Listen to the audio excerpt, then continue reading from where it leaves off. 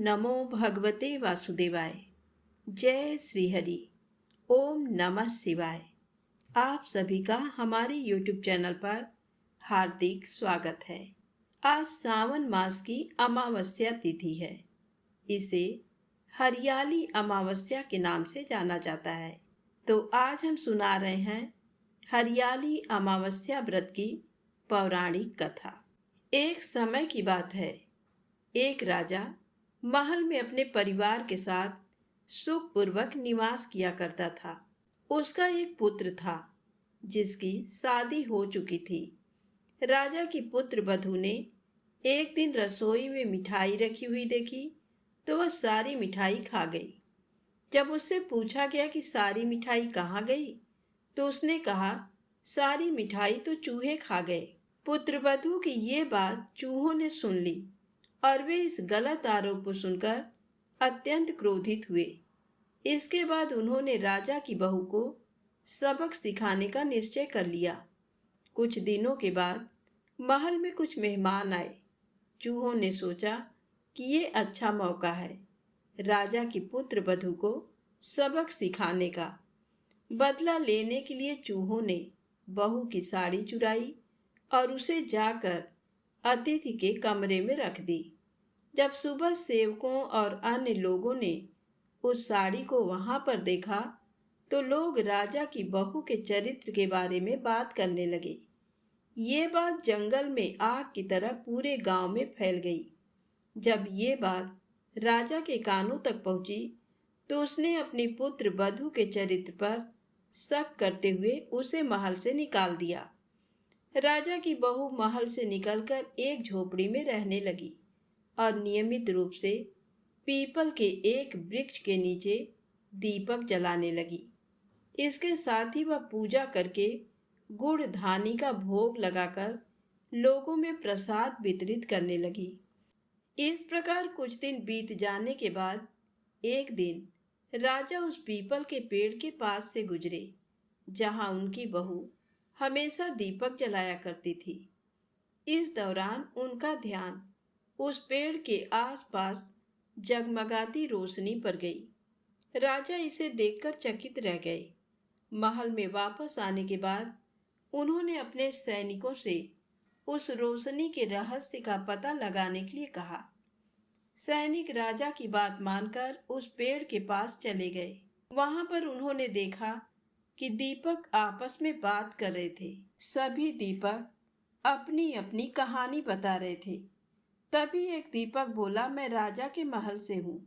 महल से निकाले जाने के बाद राजा की पुत्र वधू रोज मेरी पूजा करती है और मुझे प्रज्वलित करती है। सभी अन्य दीपकों ने उससे पूछा कि राजा की बहू को महल से क्यों निकाला गया, तो उसने बताया कि एक दिन उसने मिठाई खाकर चूहों का झूठा नाम लगा दिया। इस पर चूहे नाराज हो गए और राजा की बहू से बदला लेने के लिए उसकी साड़ी अतिथि के कमरे में रखाए। ये सब देखकर राजा ने उन्हें महल से निकाल दिया। ये सब सुनकर सैनिक भी हैरान रह गए और महल वापस आकर उन्होंने राजा को पूरी कहानी सुनाई। ये सुनकर राजा को अपनी गलती का एहसास हुआ और उसने अपनी पुत्र वधू को महल में वापस बुला लिया। इस प्रकार पीपल के पेड़ की नियमित पूजा करने का फल राजा की बहू को मिला और वह अपना जीवन आराम से व्यतीत करने लगी। तो प्रेम से बोले, लक्ष्मी नारायण भगवान की जय हो। शंकर भगवान गौरी माता की जय हो। अब आइए सुने अमावस्या व्रत से जुड़ी दूसरी पौराणिक कथा। भगवान शिव कहते हैं, हे पार्वती, मैं तुम्हें गीता के 7वें अध्याय का महात्म बतलाता हूँ, जिसे सुनकर कानों में अमृत राशि भर जाती है। पाटलिपुत्र नामक एक दुर्गम नगर है। उस नगर में शंकुकर्ण नामक एक ब्राह्मण रहता था। उसने वैश्य वृत्ति का आश्रय लेकर बहुत धन कमाया, किंतु ना तो कभी पितरों का तर्पण किया और ना देवताओं का पूजन ही। वह धनोपार्जन में तत्पर होकर राजाओं को ही भोज दिया करता था। एक समय की बात है, उस ब्राह्मण ने अपना चौथा विवाह करने के लिए पुत्रों और बंधुओं के साथ यात्रा की। मार्ग में आधी रात के समय जब वह सो रहा था, एक सर्प ने कहीं से आकर उसकी बाह में काट लिया। उसके काटते ही ऐसी अवस्था हो गई कि मणि, मंत्र और औषधि आदि से भी उसके शरीर की रक्षा असाध्य जान पड़ी। तत्पश्चात कुछ ही क्षणों में उसके प्राण पखेरु उड़ गए। फिर बहुत समय के बाद वह प्रेत सर्प योनि में उत्पन्न हुआ। उसका चित्त धन की वासना में बंधा था। उसने पूर्व वृत्तांत को स्मरण करके सोचा, मैंने जी भर के बाहर करोड़ों की संख्या में अपना धन गाड़ रखा है। उससे इन पुत्रों को वंचित करके स्वयं ही उसकी रक्षा करूंगा। एक दिन सांप की योनि से पीड़ित होकर पिता ने स्वप्न में अपने पुत्रों के समक्ष आकर अपना मनोभाव बताया। तब उसके निरंकुश पुत्रों ने सवेरे उठकर बड़े विस्मय के साथ एक दूसरे से स्वप्न की बातें कहीं। उनमें से मझला पुत्र कुदाल हाथ में लिए घर से निकला और जहां उसके पिता सर्पयोनि धारण करके रहते थे, उस स्थान पर गया। यद्यपि उसे धन के स्थान का ठीक ठीक पता नहीं था, तो भी उसने चिन्हों से उसका ठीक निश्चय कर लिया और लोभ बुद्धि से वहां पहुंचकर बांबी को खोदना आरंभ किया। तब उस बांबी से बड़ा भयानक सांप प्रकट हुआ और बोला, ओ मूढ़, तू कौन है? किस लिए आया है और क्यों बिल खोद रहा है?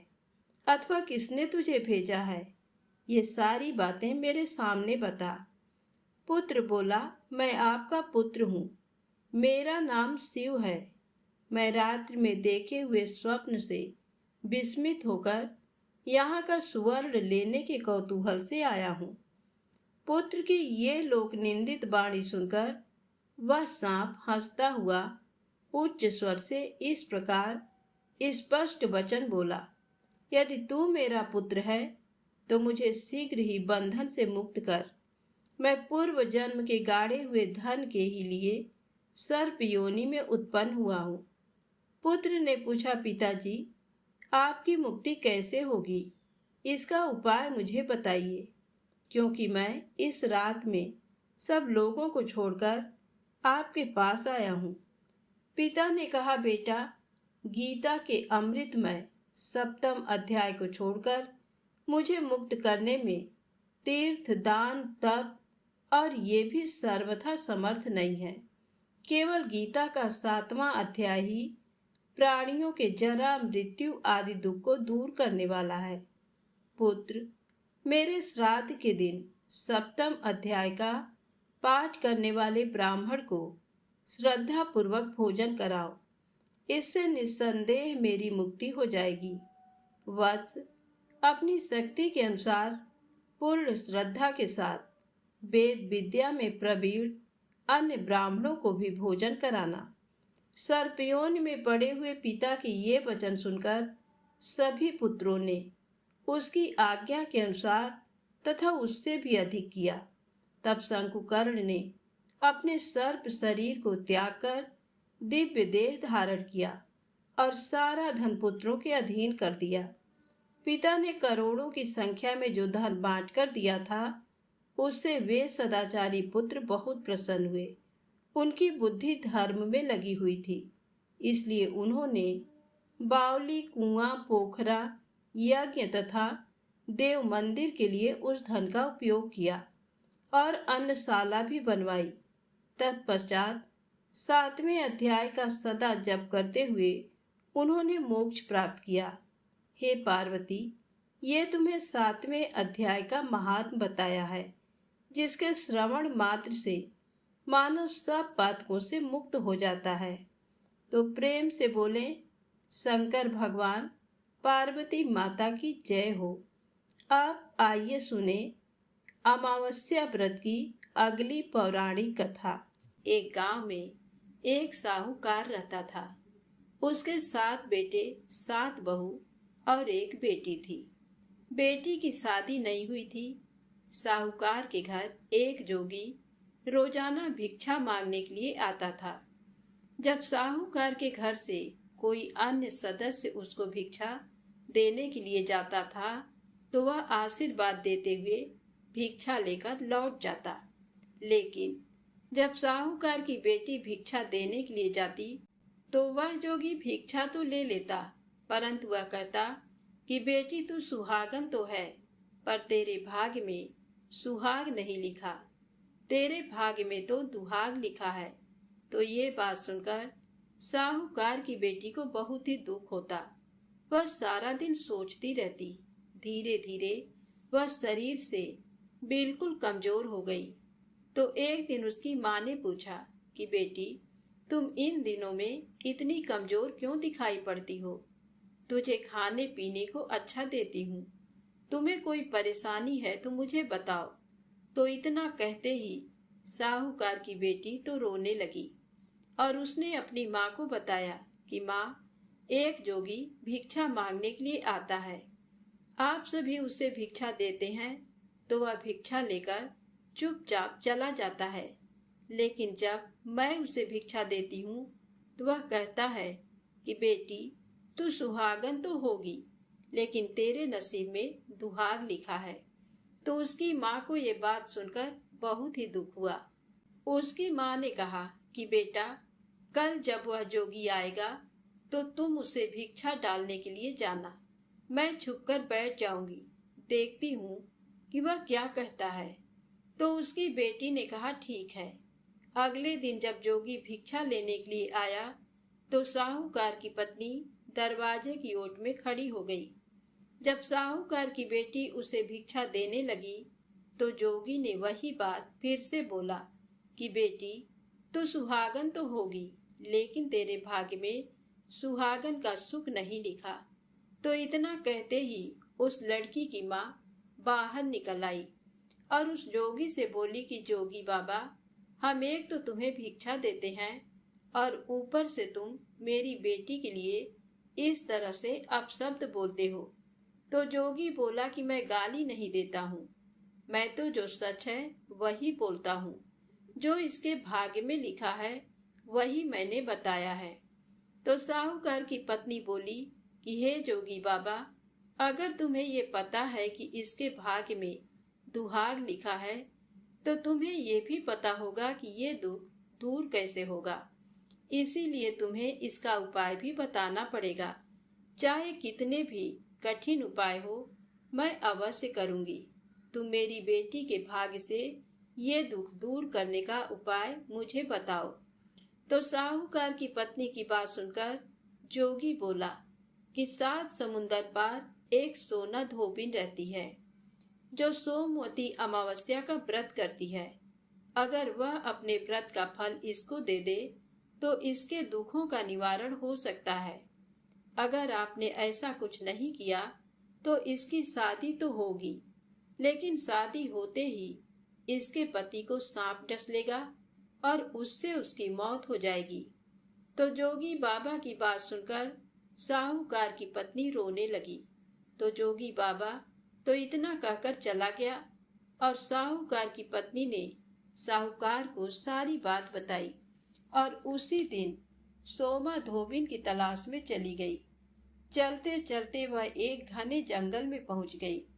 बहुत तेज धूप पड़ रही थी। प्यास के मारे उसका गला बैठा जा रहा था। वह बुरी तरह से थक चुकी थी और अपनी बेटी के लिए दुखी भी थी। तो इस तरह वह दुखी होती हुई भूखी प्यासी चल रही थी। तभी रास्ते में एक पीपल का पेड़ आया तो वह विश्राम करने के लिए उसके नीचे बैठ गई।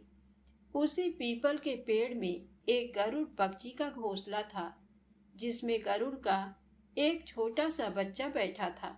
साहूकारनी को घोंसले के पास एक सांप जाता हुआ दिखाई दिया तो साहूकारनी ने गरुड़ के बच्चे को बचाने के लिए सांप को मारकर ढाल के नीचे रख दिया। जब गरुड़ और गरुड़नी आए तो घोंसले के पास खून देखकर क्रोधित हो उठे और साहूकारनी को अपनी नुकीली चोंच से मारने लगी। तब साहूकारनी बोली कि मैंने तो तुम्हारे बच्चे को बचाया है और तुम मुझे मार रहे हो। ये सर्प तुम्हारे बच्चे को डसने वाला था। ये कहती हुई साहूकारनी ने सांप की ओर इशारा किया तो उन दोनों ने देखा तो वहां पर सांप मरा हुआ पड़ा था। तो गरुड़ ने कहा कि तुमने हमारे बच्चे की जान बचाई है, अब तुम्हें जो कुछ मांगना है मांगो, मैं अवश्य पूर्ण करूंगा।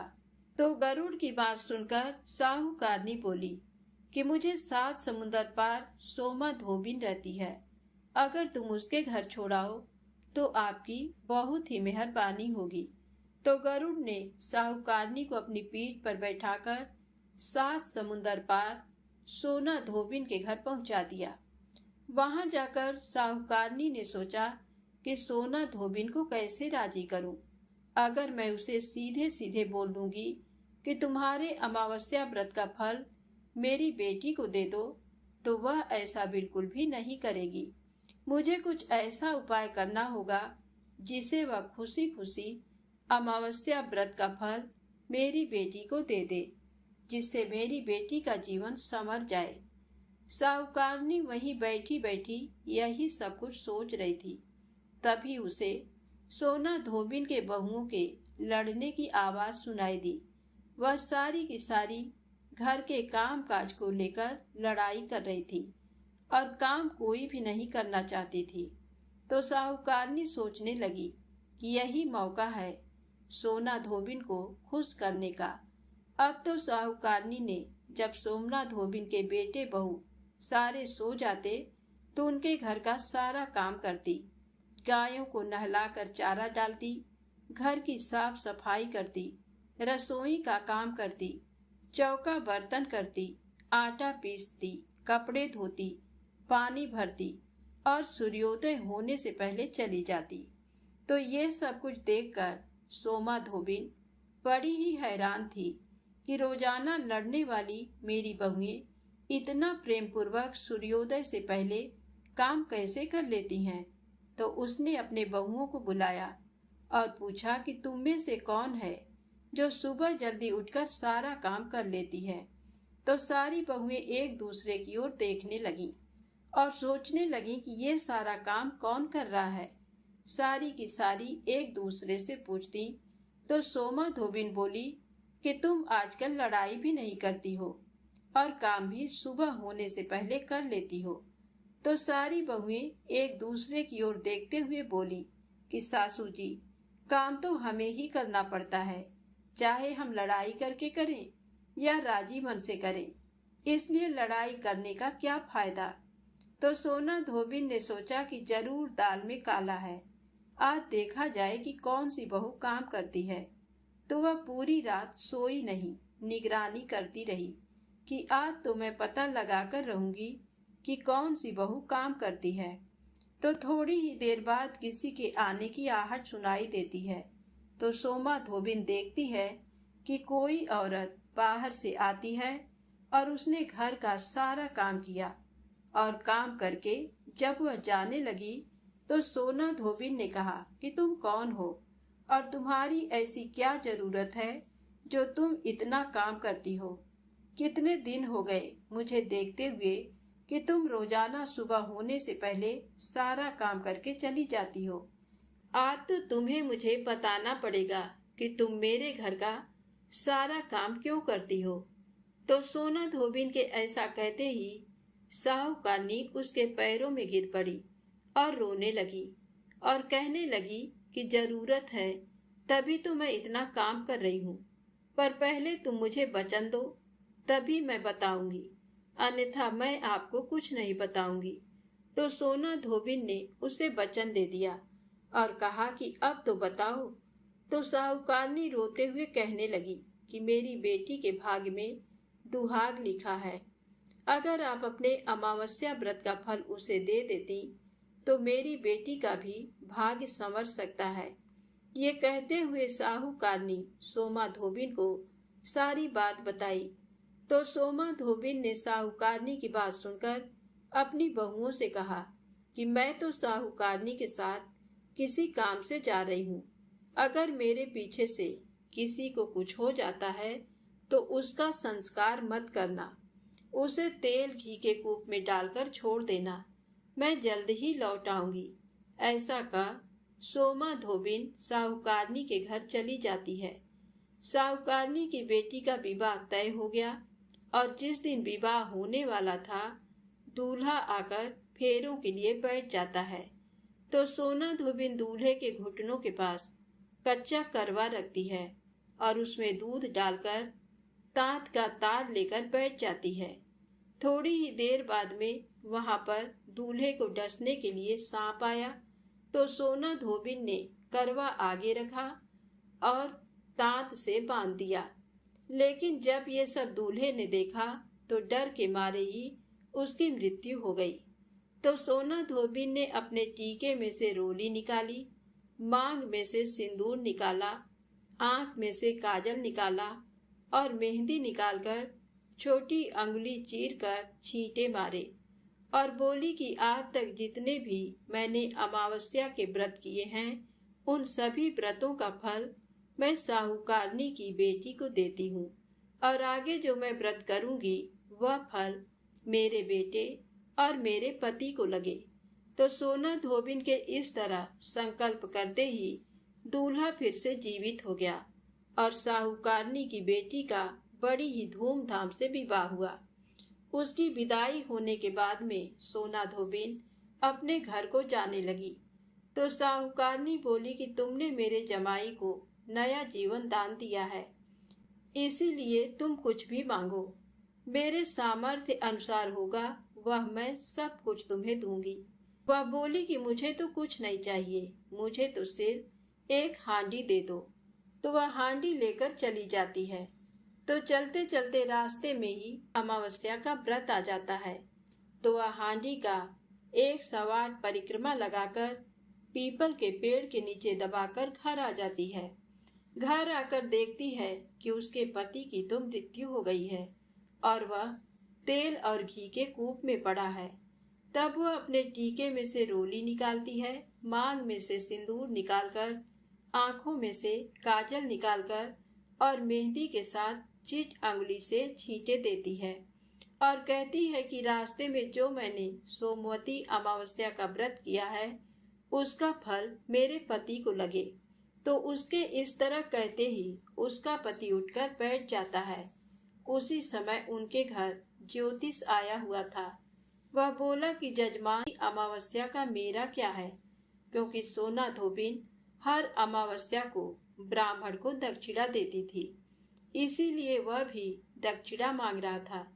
तो सोना धोबिन कहती है कि अब की बार मेरे अमावस्या का व्रत तो रास्ते में ही आया था, तो मैंने ऐसा कुछ भी नहीं किया।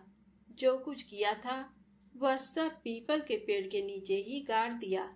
आज मेरे पास देने के लिए दक्षिणा तो नहीं है। तो वह ज्योतिष ब्राह्मण सीधा पीपल के पेड़ के पास जाता है और सोचता है कि देखता हूँ कि इस बार सोना धोबिन यहाँ पर क्या गाड़ कर गई है। तो वह जल्दी जल्दी वहाँ पीपल के पेड़ के नीचे से जगह खोदकर देखता है तो वहाँ 108 और 13 सोने के चक्कर उसे मिलते हैं। तो ये देखकर उसे बहुत ही हैरानी होती है। ज्योतिष ब्राह्मण उन सबको वहां से उठाता है और सोना धोबिन के घर ले जाता है और वहां जाकर कहता है कि इस तरह से तुमने वहां पर फेरी लगाई और मुझे बोला कि अब की बार मैंने कुछ भी नहीं किया है। तो सोना धोबिन बोली कि वह तो तुम्हारे भाग से हुआ है, मैंने ऐसा कुछ नहीं किया, इसीलिए इन सबको तुम ही ले जाओ।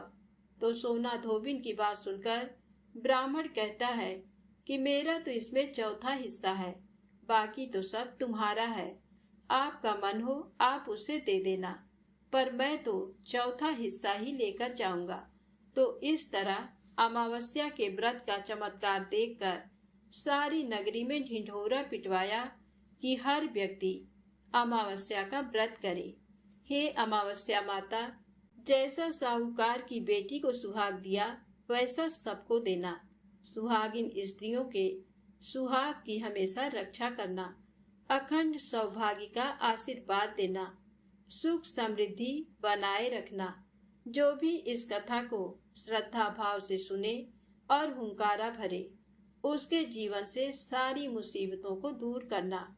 प्रेम से बोलो, अमावस्या माता की जय हो, श्री हरि विष्णु भगवान की जय हो, भोले शंकर गौरी माता की जय हो। अब आइए सुने 3 पनौती अमावस्या की पौराणिक व्रत कथा। एक गांव में एक बूढ़ी अम्मा रहती थी। उसके साथ उसकी बहू रहती थी। उस बुढ़िया का बेटा विदेश में कमाई करने के लिए गया हुआ था।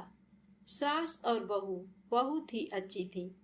उस बुढ़िया माई की बहू बहुत ही धार्मिक विचारों वाली, उसकी पूजा पाठ और धर्म कर्म में बहुत ही रुचि थी। एक दिन वह अपने सास से आकर बोली कि माँ जी, मैं आज व्रत रखना चाहती हूँ। तो उसकी सासू ने कहा कि बेटा, आज ऐसी क्या बात है, तुम कौन सा व्रत रखना चाहती हो? तब बहू ने कहा कि सासू माँ, मैं 3 पनौती अमावस्या का व्रत शुरू करना चाहती हूँ। तो उसकी सास बोली कि बहू, ये व्रत क्या होता है और इस व्रत को करने से क्या फल मिलता है, मुझे भी बताओ। तब बहू ने कहा कि सासू माँ, 3 पनौती अमावस्या का व्रत करने से बहुत पुण्य फल मिलता है। घर में अन्न धन बना रहता है, सुख शांति रहती है, अटल सुहाग मिलता है और पुत्र की प्राप्ति होती है। इस व्रत में प्रत्येक वर्ष अलग अलग खाना खाया जाता है। भगवान विष्णु के मंदिर में चढ़ावा चढ़ाया जाता है या फिर किसी ब्राह्मण को दान दिया जाता है। इस व्रत में पहले साल शक्कर, घी और चावल से बना हुआ खाना खाया जाता है।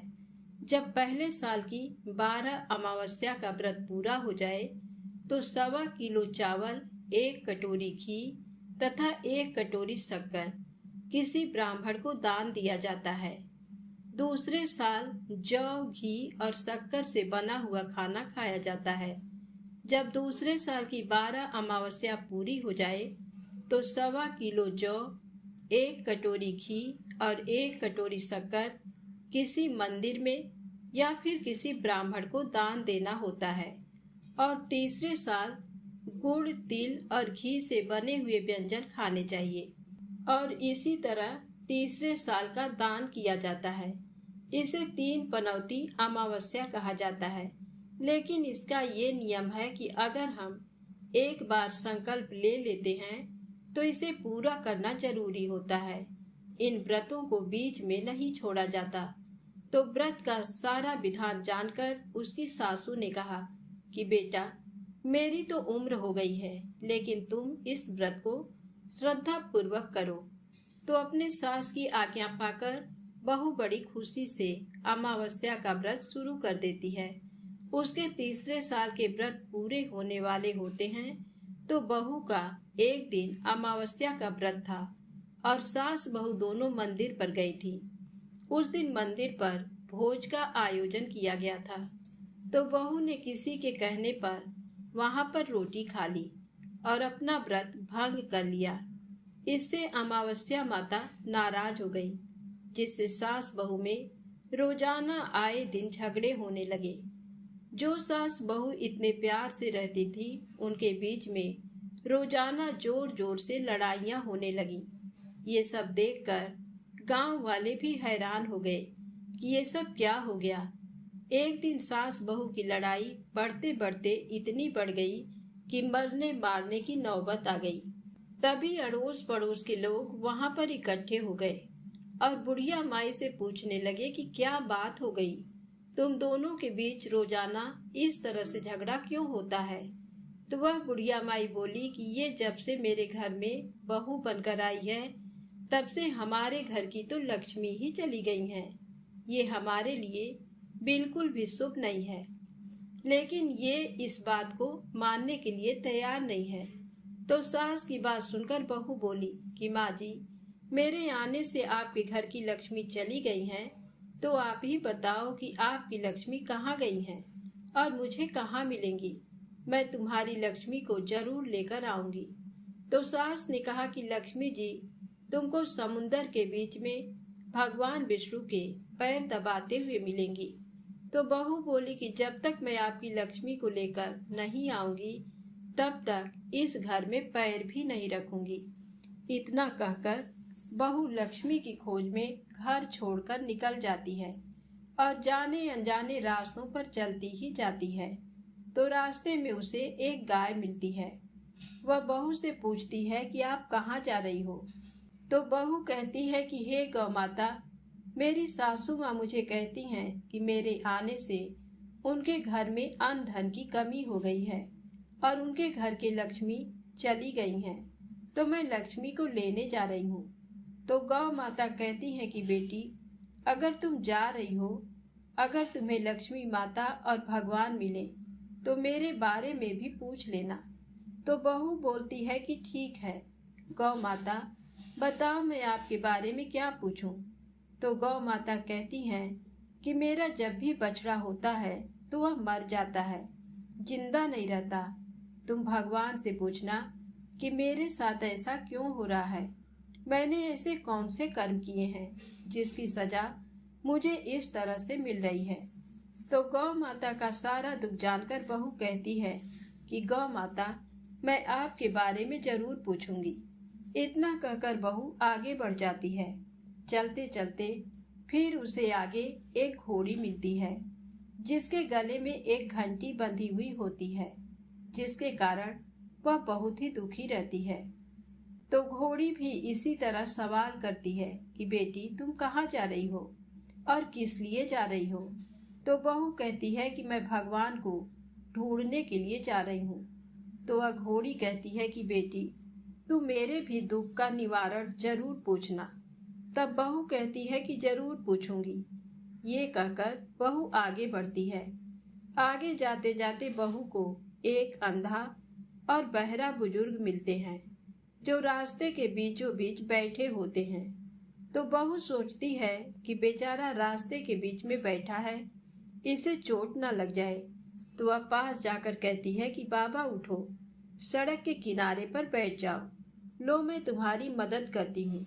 तो ऐसा कहकर वह उस बुजुर्ग व्यक्ति का हाथ थामकर उसे सड़क के किनारे एक पेड़ के नीचे बैठा देती है। तो वह बूढ़ा आदमी उसको धन्यवाद देता हुआ कहता है कि बेटी, तुम कौन हो और कहाँ से आई हो। तो वह कहती है कि बाबा, मैं भगवान विष्णु और माता लक्ष्मी को ढूंढने के लिए जा रही हूँ। मेरी सास कहती है कि मैं अभागन हूँ, मेरे आने से उनके घर का अन्न धन नष्ट हो गया है, इसीलिए मैं लक्ष्मी की तलाश में जा रही हूँ।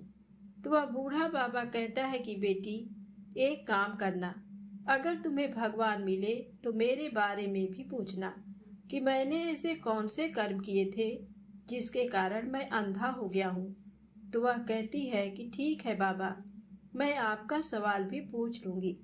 जैसे ही वह बूढ़े बाबा से बातचीत करके आगे बढ़ती है तो रास्ते में उसे एक बूढ़ी औरत मिलती है जो हाथ और पैर से अपाहज होती है। वह भी बहू से अपनी समस्या भगवान से पूछने के लिए कहती है।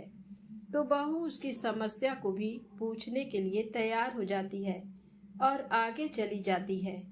चलते चलते भूख प्यास से बेहाल वह बिल्कुल थक जाती है और एक आम के पेड़ के नीचे बैठ जाती है। तब आम का पेड़ उसे इतना थका हुआ हैरान परेशान देखकर पूछता है कि बेटी, तुम कहाँ से आई हो और कहाँ जा रही हो। तब वह बहू बताती है कि मैं लक्ष्मी को लेने जा रही हूँ।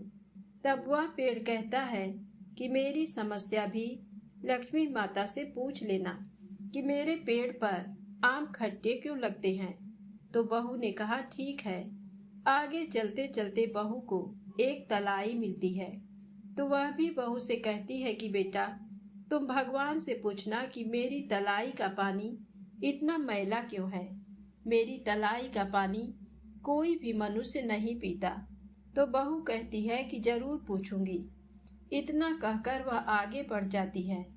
इस तरह बहुत दिनों तक जंगल में चलते चलते वह बहुत थक जाती है। उसे भूख भी लगी होती है, लेकिन खाने के लिए उसे कुछ भी नहीं मिलता। तो वह भूख और प्यास के कारण बेहोश हो जाती है उसी समय भगवान विष्णु और माता लक्ष्मी वहां पर विचरण करते हुए आते हैं। तब माता लक्ष्मी जी विष्णु जी से कहती हैं कि हे नाथ, ये आपकी बहुत ही बड़ी भक्तन है, आप इसके दुखों का निवारण करो। तब विष्णु भगवान कहते हैं कि इस संसार में बहुत सारे जीव ऐसे हैं जो बहुत ही दुखी हैं। सारे लोग अपने अपने कर्मों का फल भोग रहे हैं, तो मैं किस किस के दुख का निवारण करूं? तो लक्ष्मी माता विनती करने लगती हैं कि ये बहुत ही भूखी प्यासी है और आपकी सच्ची भक्त भी है। अगर आपने इसे ऐसे ही जंगल में छोड़ दिया तो जंगली जानवर इसे अपना शिकार बना लेंगे। माता लक्ष्मी जी की बात सुनकर भगवान विष्णु एक साधु का वेश धारण करके बहू के पास आते हैं और अपने कमंडल में से पानी का छींटा देकर उसे होश में लाते हैं। बहू के होश में आते ही साधु के वेश में भगवान उससे पूछते हैं कि बेटा, तुम कहाँ से आई हो और कहाँ जा रही हो? तो वह पूरी बात बताती है। उसकी बात सुनकर भगवान विष्णु और माता लक्ष्मी जी अपने असली रूप में प्रकट हो जाते हैं। उनके साथ में अमावस्या माता भी वहां पर आ जाती हैं। तो बहू उनके चरणों में गिरकर रोने लगती है और कहती है कि मुझसे ऐसी कौन सी गलती हो गई है जिसके कारण मैं इस तरह जंगलों में भटकती फिर रही हूँ। तो अमावस्या माता बहू को कहती हैं कि बेटी, तूने मेरे व्रत को खंडित किया है, इसी की सजा तुझे मिली है। लेकिन तुम्हारी सच्ची श्रद्धा देखकर मैं तुम्हें माफ करती हूँ। अब तुम घर जाओ, तुम्हारा घर अन्न धन से संपन्न होगा और तुम्हारी जो झोपड़ी है वह सुंदर महल में बदल जाएगी। तुम्हारी सारी मनोकामना पूर्ण होगी। तुम फिर से 3 पनौती अमावस्या का व्रत श्रद्धा पूर्वक विधि विधान से करके उसका उद्यापन कर देना। इस तरह का आशीर्वाद पाकर बहू बहुत ही खुश हुई और फिर भगवान विष्णु और लक्ष्मी जी से रास्ते में जो जो मिले थे उनके दुखों का कारण पूछने लगी। तो गाय के बारे में पूछा तो भगवान विष्णु ने बताया कि उस गाय ने कभी भी अपने मालिक को दूध नहीं दिया। उसका मालिक बहुत ही गरीब था। वह उसके दूध से अपना गुजर बसर करता था, लेकिन उसके इस तरह परेशान करने से उसने उस गाय को छोड़ दिया और उसी की बददुआ उस गाय को लग गई है, जिसके कारण उसके बछड़े जिंदा नहीं रहते। तुम ऐसा करना, उसका दूध निकालकर एक बार तुम पी लेना, जिसके बाद उसके बछड़े जिंदा रहने लगेंगे और उससे कहना कि अपने मालिक के घर वापस चली जाए। फिर बहू ने घोड़े के बारे में पूछा तो विष्णु भगवान ने बताया कि वह घोड़ी पिछले जन्म में आटा पीसने वाली महिला थी। जब भी वह गांव के घरों का आटा पीसती थी तो उसमें मिलावट कर देती थी और आटा चुरा कर रख लेती थी। इसीलिए उसके गले में चक्की के पाट बंधे हुए हैं। तुम उसके पाट खोल देना, वह बिल्कुल ठीक हो जाएगी। उसके बाद में उस बूढ़े बाबा के बारे में पूछा तो भगवान विष्णु ने बताया कि उस बूढ़े आदमी ने कभी भी मंदिर जाकर भगवान के दर्शन नहीं किए हैं, इसी कारण वह अंधा हो गया है। अगर वह मंदिर जाए और वहां जाकर भगवान के भजन सुने तो उसकी आंखें ठीक हो सकती हैं। फिर जो पैरों से अपाहिज थी उस बुढ़िया के बारे में पूछा तो भगवान ने बताया कि उस बुढ़िया ने अपनी जवानी में कभी भी दान पुण्य नहीं किया था, इसीलिए उसे ये सजा मिली है। तुम उससे दान करवा देना और कहना कि अमावस्या का व्रत रखे, जिसके फलस्वरूप वह बिल्कुल ठीक हो जाएगी। उसके बाद में उस आम के पेड़ के बारे में पूछा तो भगवान ने बताया कि वह आम का पेड़ पिछले जन्म में एक माली था और उससे एक अनाथ बच्चे ने आम मांगा तो उसने आम नहीं दिया, क्योंकि वह बहुत ही कठोर और निर्दयी था। उसी की सजा उसे मिल रही है। वह अपने दूसरे जन्म में आम का वृक्ष बना और उसके आम इतने खट्टे हैं कि उसे कोई भी नहीं खाता। तुम ऐसा करना कि उस पेड़ का एक आम तोड़कर खा लेना, उसके बाद में उसके आम अपने आप मीठे हो जाएंगे। उसके बाद में बहू ने अंतिम सवाल उस तलाई के बारे में पूछा तो भगवान ने बताया कि वह तलाई पिछले जन्म में देवरानी जेठानी थी। वे दोनों हमेशा लड़ती झगड़ती थी, जिससे उसके परिवार वाले बहुत ही दुखी रहते थे। उन दोनों ने हमेशा साथ रहने वाले दोनों भाइयों को अपने माँ बाप से अलग कर दिया और उन दोनों ने स्वर्ग जैसे घर का माहौल बिल्कुल ही खराब कर दिया। उसी की सजा उसे मिल रही है। इसी के कारण उसका पानी मैला है और कोई भी व्यक्ति उस तलाई का पानी नहीं पीता है। तुम ऐसा करना, उस तलाई का पानी एक घूंट पी लेना, उसी समय वह तलाई शुद्ध हो जाएगी। तो इस तरह उन सबके दुखों का निवारण जानकर बहू ने भगवान विष्णु, माता लक्ष्मी जी और अमावस्या माता को प्रणाम किया और अपने घर के लिए चल पड़ी। और रास्ते में जो जो उसे मिला उन सभी को भगवान के द्वारा बताए गए उपाय बताए और उन सब से आशीर्वाद लेते हुए अपने घर पहुंच गई।